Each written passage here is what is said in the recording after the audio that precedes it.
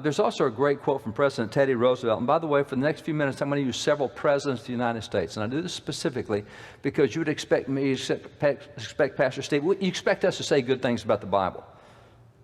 But you don't expect that for 150 years in American history, it was the presidents of the United States who carried the water on the Bible.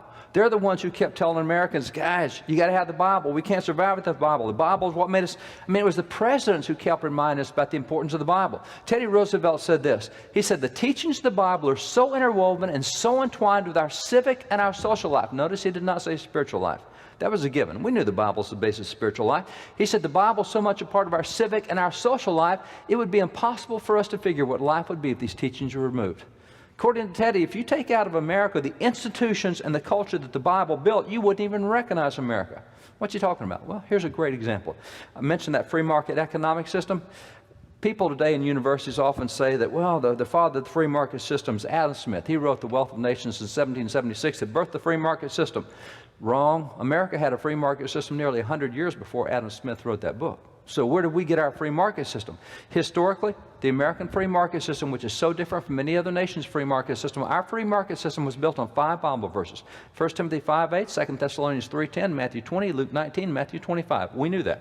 If you take our economic system away, you wouldn't recognize America today, but it was built on the Bible. So what Teddy says, you wouldn't even recognize America if it was gone.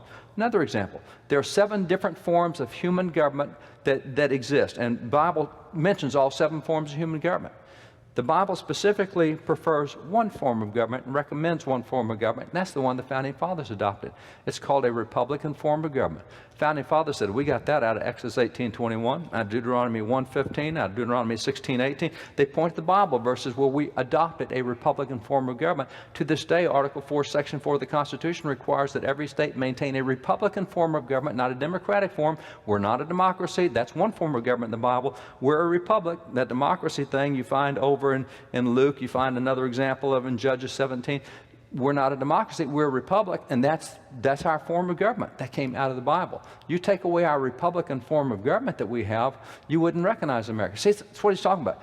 He said, we're not talking about spiritual stuff, we're talking about civic and social stuff. It's so much built on the Bible, if you remove it, you wouldn't recognize America. You also have President Franklin Roosevelt who said this. Franklin Roosevelt said, in the formative days of the Republic, the directing influence the Bible exercised on the fathers of the nation is conspicuously evident, unless you go to school today and it's conspicuously absent. We're not told that at all. He continued, he said, we cannot read the history of our rise and development as a nation without reckoning with the place the Bible has occupied in shaping the advances of the Republic. He said, there's no way you can read American history and not see what the Bible did.